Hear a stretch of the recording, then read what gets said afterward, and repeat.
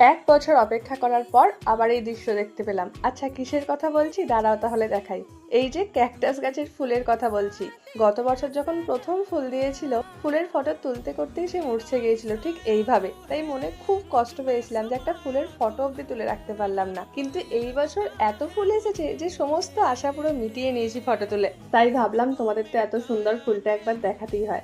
ছাদে এখনো কিছু গাছ আছে, তবে শীতকালের মতন নয়। বাবা পুরো ছাদ ভর্তি করে দেয় শীতকালে নানান ফুলের টবে, সে দৃশ্য অসাধারণ হয়। আর এখন যেগুলো রয়েছে তার মধ্যে রয়েছে কুঞ্জলতা, যার কালারটাই দুর্দান্ত, সাথে পার্পেল টগর আর পার্পেল জবা, এইগুলোও খুব সুন্দর হয়েছে।